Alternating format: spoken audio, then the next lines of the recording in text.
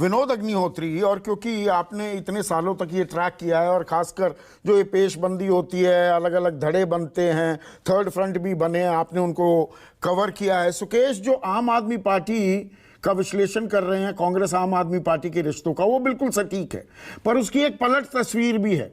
यही कांग्रेस त्रिपुरा में अभी 16 तारीख को मतदान हुआ तो लेफ्ट के साथ गठबंधन कर रही है, पर लेफ्ट के साथ कभी केरल में उसका गठबंधन हो सकता है, वो कभी नहीं होगा। तो जब गठबंधन बनाने की बारी आती है, वो कहते हैं ना, politics makes for strange bed fellows, हम बिस्तर न जाने कौन कौन हो सकता है। क्या वहां पर जो वो दरिया दिली दिखाने की जरूरत है कांग्रेस की खेमे से, क्या वो अभी नहीं आती दिख रही है? और जो अंतर विरोध है उनको तो छोड़ दो, जो पूरा तैयार है आने को, मैं नीतीश कुमार, लालू प्रसाद यादव, ऐसे लोगों में भी क्या इंतजार लंबा होता जा रहा है कांग्रेस के प्रस्ताव का? नहीं, मुझे लगता है रायपुर अधिवेशन से जो 2-3 चीजें निकली हैं। पहली चीज तो ये निकली, जो आप हिंदुत्व के बरक से एक विचारधारा की बात कर रहे थे। देखिए, अगर आप राजनीतिक प्रस्ताव पढ़ें तो उसमें इस बार धर्मनिरपेक्षता शब्द की जगह भारतीयता शब्द है। यानी भारतीयता और संस्कृति, साझी संस्कृति, गंगा जमुनी संस्कृति। धर्मनिरपेक्षता को जिस तरह से पिछले कई वर्षों में एक तरह से नकारात्मक रूप दिया गया है और उसको मुस्लिम परस्ती के रूप चिन्हित कर दिया गया है या धर्म विरोधी कह दिया गया है, उससे बच के कांग्रेस पार्टी ने भारतीयता शब्द का इस्तेमाल किया है। और जो खड़गे साहब का नारा है कि संघर्ष, सेवा और बलिदान और सबसे आगे हिंदुस्तान, वो भारतीयता का और हिंदू का ही एक तरह से प्रतिबिंब है और हिंदुत्व का जवाब है। तो एक तो ये निकला है उससे। दूसरा, कांग्रेस पार्टी ने जो कंफ्यूजन लगातार बना हुआ था विपक्षी एकता को लेकर के, वो संदेश दे दिया है।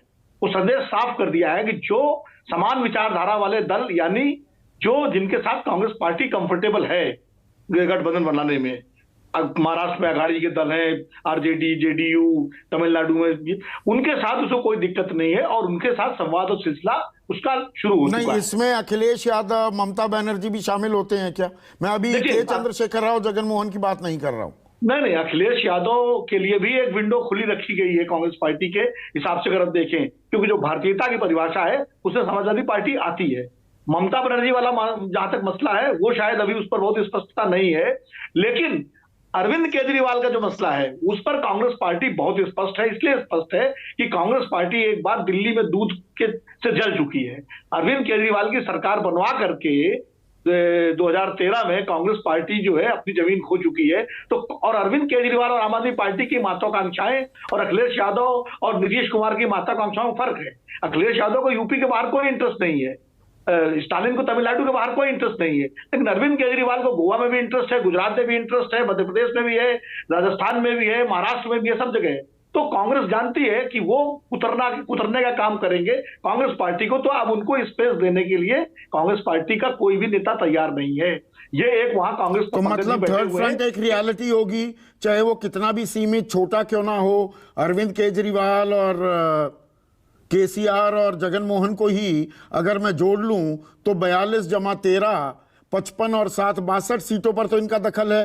मैं सिर्फ तेलंगाना, आंध्रा, पंजाब और दिल्ली की बात करूं, वो बात तो बिल्कुल सही है। ये 62 सीटें ऐसी हैं और उसमें आप नवीन पटनायक को भी अगर जोड़ लेंगे, नवीन पटनायक जोड़ लेंगे और ममता भी जुड़ जाए तो 100 से ऊपर चली जाती है वो समस्या है। लेकिन मुझे लगता है कांग्रेस पार्टी में उस पर भी वो एक समस्या वैसी ही है जैसी कि 89 में जब लेफ्ट और बीजेपी साथ बैठने के लिए तैयार नहीं थे तो वीपी सिंह ने एक फार्मूला निकाला था, फ्रेंडली फाइट, दोस्ताना, मतलब दोस्ताना लड़ो, बाद में देखो 2024 में कुछ ऐसा हो जाए हालात कि केजरीवाल भी बीजेपी के साथ जाएंगे कि हमारे साथ आएंगे।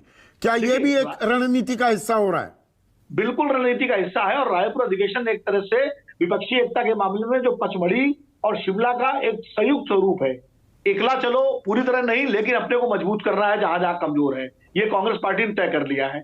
लेकिन दूसरे दलों को साथ भी लेना है, इसलिए इस मामले में बिल्कुल इस बार स्पष्टता है कांग्रेस पार्टी के भीतर। प्रियंका गांधी जब भाषण देती हैं तो वो विपक्ष की एकता पर जोर देती हैं।